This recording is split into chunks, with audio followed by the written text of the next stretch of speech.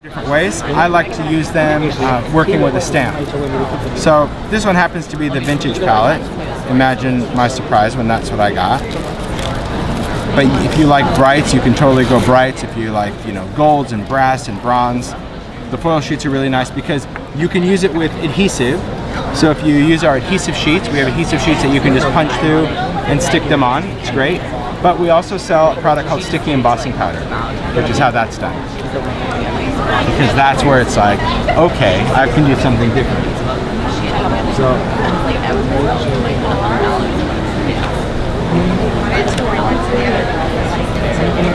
did you want to see the numbers in particular? I don't mind. Okay. Yeah, that'd be great. I just used that sticky embossing powder with the distress glitter for Christmas. That's cool. An awesome look. Cool. Oh, all right.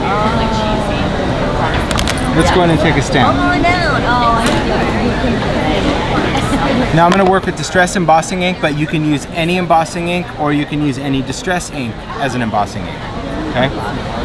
And I'm going to work with sticky embossing powder.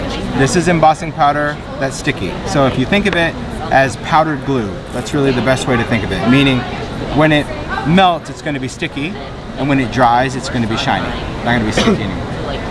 So let's take a tag, a background. Well, first thing I want to do, if I'm going to put this onto something, maybe I want to create a background. So I'll just create a quick background. And that's the new pistachio? This is cracked pistachio, yes. So I'm just taking some spray stains. Let's see. Is we good?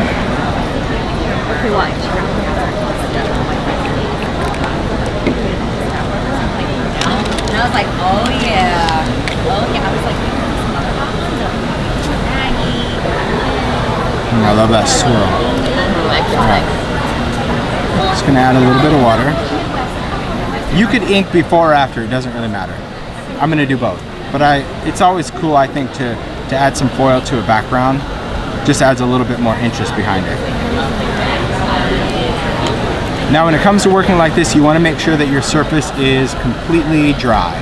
So if you are going to pre-ink, you need to make sure that it's dry. Because otherwise your powder will stick to everything. Maybe not what you're going for. Maybe, but maybe not. Now when I work with sticky embossing powder, I can use it with a stamp. I can also use it with a stencil, right? So if I wanted any of those designs like the flourish, if I wanted that to be shiny, I would just use embossing ink with a blending tool and stencil the embossing ink. The same way I'm going to use a stamp. All right.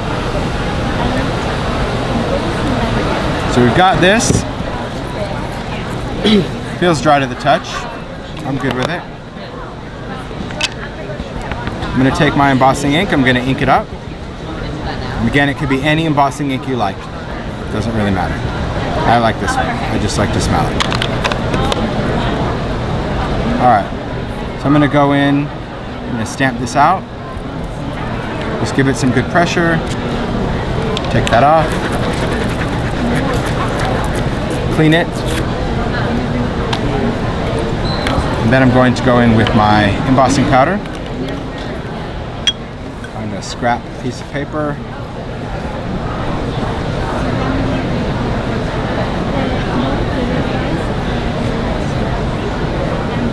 Tim, does embossing powder ever go bad? I don't know.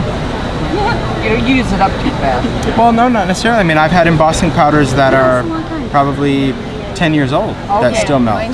But, I didn't think so, but not all embossing powders are created equal. I've had embossing powders that are a month old that don't melt anymore. So, I don't really know I don't know if there's anything in it that would make it work or not work, but I've had some that just don't melt smooth anymore or just kind of get a little junky, but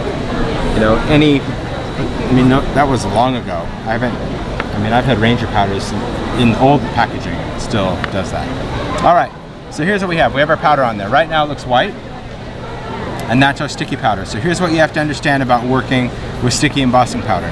When it melts, it becomes sticky, okay? So think glue in your head. So when glue is wet, it works.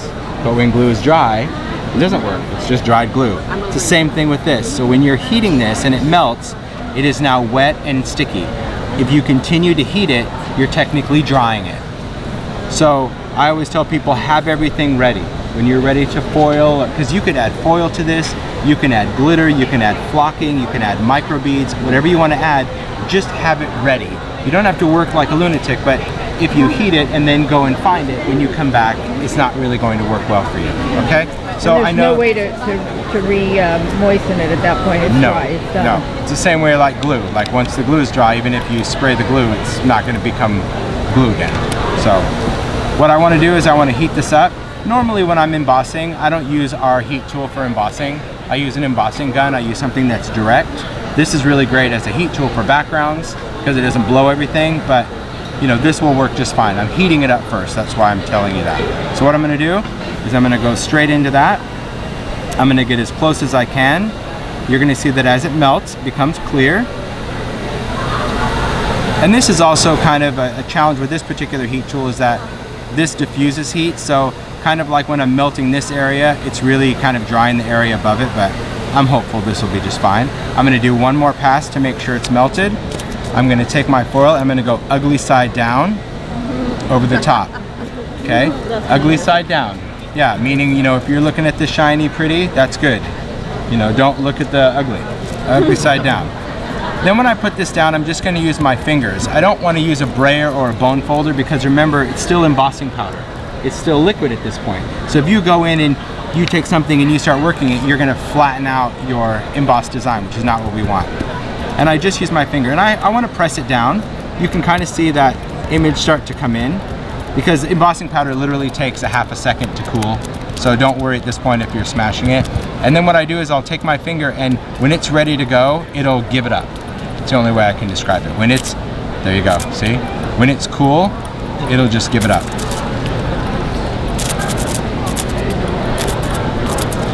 So you don't rip it off, in other words. This is what people tend to do.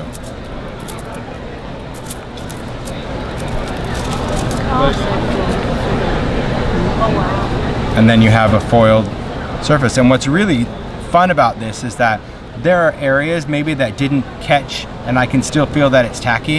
If you work and you've got open time, you can use scraps of other ones and push it in. So see that 9 that had nothing? Now it has stuff.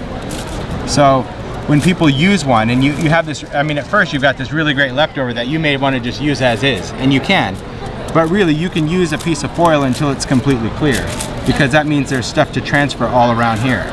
So that's why I tend to use my scraps to fill in the blanks. So this is one with a stamp, but I'll show you another really cool trick to do with foil. So I'm just kind of sticking it in there just to get some other colors. You'll see how cool it is. I love this. I love foiling. Isn't that great? That's awesome. It's great. And you can do this with a butterfly, you can do this with a sentiment if you wanted to do, you know, happy birthday, and it has a completely different look than embossing powder. You know, embossing powder metallic is great, but foil is it's in a world of its own, right? A whole different look. Let's say I wanted to add foil to something. Maybe we'll take, just for argument's sake, I'm going to take the edge of a tag. I love showing this. We're going to take our blending tool. I'm going to work with color. Maybe I'll work with a little bit of, we'll do gathered twigs and walnut stain. So I'm going to take my distress ink, could be any color I want, and I'm going to just go around like I normally would with a blending tool. Kind of soften that up. Put that back. If I want to go in with the darker color, put that on first. Just going to add a little bit around that edge. See, just a touch of that. No, I think that might Distress ink is also an embossable ink. Always has been. So anytime I put distress ink on something, I can also emboss it. Whether I'm using clear, in this case I'm going to use sticky. So I'm going to cover that.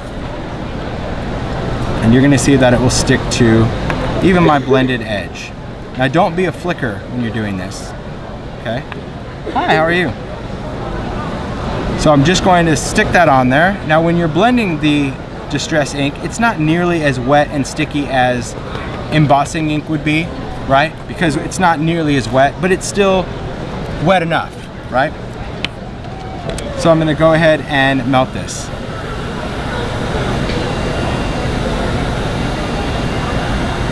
And when I melt this, it's going to turn clear.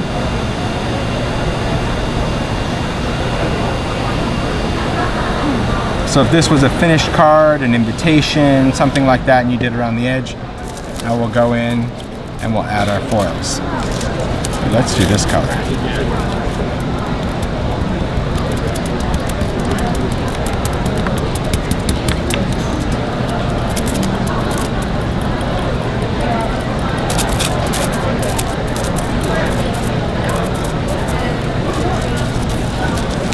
And I'll go in and add some different metallics.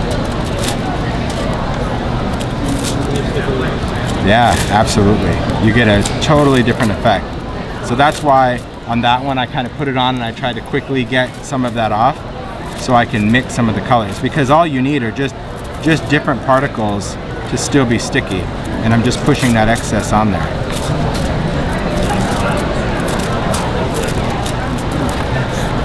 But now I've got that edge.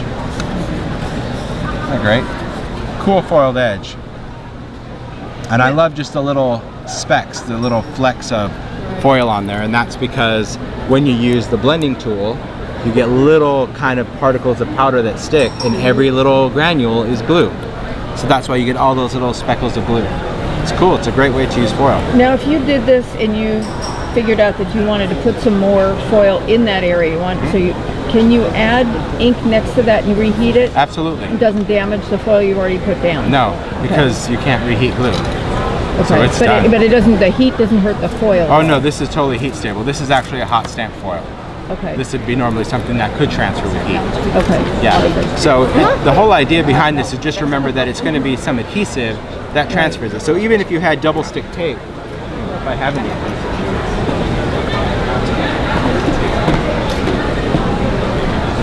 Give me foil with no adhesive. How's that for a demo? If you just had double stick tape, Xyron even, and you run that through, so you could run that through and punch out a shape out of adhesive and still put that down, rub it, peel it off, and it's going to stick. And then you could ink over that, foil that in a second color. Oh, thanks. That totally works. What's that? If you're going to stamp over at the top of it, you need something that's going to be permanent. Something totally waterproof. Otherwise, it's not going to work. It's going to smear your over the top. archival inks or Archival ink, stays on, anything like that. So let's say you were a little bit more uniform. Thank you. And we wanted to do Wonder Tape or just something super sticky. We do the same thing, just ugly side down.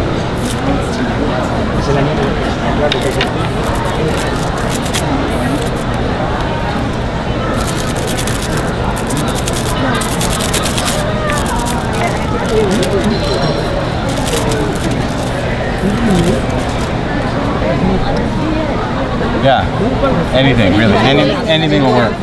Yeah, and that's why we just did little pieces, because you don't want to fuss with something big. And you know, this is different than obviously leafing. Leafing is that stuff that like floats everywhere up your nose when you're using it. I like the foil, but yeah, I love the foil. I love the ability, like I said, to go back and press in all those little scraps. We don't want to throw these away. We just use them really until you can't use them anymore. But sometimes, like you said, you may just absolutely love the look of this. You know, you may look at this, need more. right, and you just say, you know what, I'm going to use this piece as is. I'm going to sew around it. I'm going to, you know, use it as a transparency in the book, and you may like that. And there's nothing wrong with that. You know, foil's not super expensive in there, but you do get multiple sheets of the same color. I mean, there's 10 sheets in a pack. So. Okay. And for the sticky embossing powder, are there any Ranger products, like powder type products, glitter, any of those things that it will not work with? No. Okay. Yeah, use with anything. But I mean, any of our other powders, like you could use with Perfect Pearls, but our other powders would be embossable. So you could use dry glitter, you can use rock candy, you could use microbeads. If you do things with microbeads, you can use microbeads and sticky powder. The only difference is if I was embossing and it was sticky and I covered it in microbeads or glitter even, you want to go back one more time and heat it to set it? To dry the glue, so to speak, right? Because otherwise when you rub off the excess, if they're still sticky, they'll smear off. but it's strong enough to hold even the microbeads. Yeah. Awesome. Yeah, it's cool. As long as the area is solid enough. You know, if you expect microbeads to stay on a line that thin, that's never going to happen. Because even if you put that thin amount of glossy accents, you're not going to get anything to stick to that, you know, something that thin. So it's all relative. You know, as long as you have enough of a surface for those to stick on, yeah, they will. Yeah, they're really cool. Thank you. You're welcome.